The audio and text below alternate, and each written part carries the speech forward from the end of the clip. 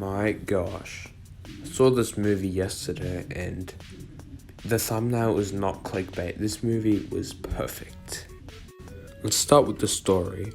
This movie is basically the thing that shattered Puss in Boots' ego and also was the movie that made him care about others and not just himself. I really love the theme of this movie, which was conquering fears and friendship.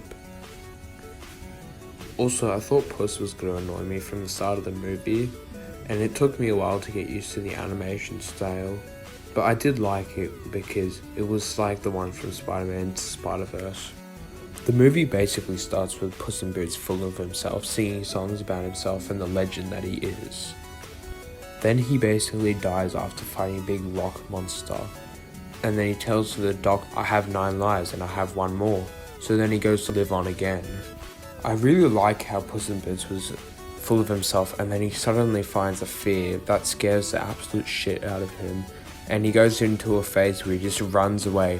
Think about it. A legend that once stood in the face of fear and laughed at it was now running for his life. And I did like the first movie. I thought it was pretty good. There were times where I felt a bit bored and I felt that it was kind of dragging out the scenes a little bit, but for the most part it was good. And I thought this was just going to be a cheap sequel that DreamWorks aka the Minions would make and it would be bad. But no, I was so wrong. And when the villain showed up, I was on the edge of my seat. And that's where we transition off to. Let's go into the villain. Now, this was no generic animated villain. This was probably the best villain in all of DreamWorks. And you all know they have some pretty good villains. And I plan to be a fanboy about this and leech out 50 different videos about why he's such a good villain. He's scary, he's intimidating, he literally makes a fearless hero shit himself and run away the entire movie.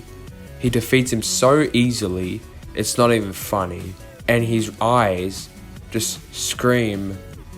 Yeah, they just scream. I really liked the scene where Puss meets Death, because Death was just so spooky and intimidating. And the fact that Puss thought he was a bounty hunter, then soon found out that he's literal death, I loved it. It was so good. And then you got the 3 bears in Goldilocks, which I wouldn't say they're actual villains. Now, a lot of people may disagree with this, but I think they were just doing what they had to do to get Goldie that wish. And they didn't really kill, and a real evil guy was Jack Horner, who's just such a clown. Like he looks so goofy. I still thought it was really funny and I liked him. He was ironically funny. I surprisingly don't have any problems. Everything was explained. It felt way more fast-paced and way less boring than the first one. Plot was very clear. The arcs of Puss in Boots and the characters around him was very clear. Heck, even Goldilocks had an arc.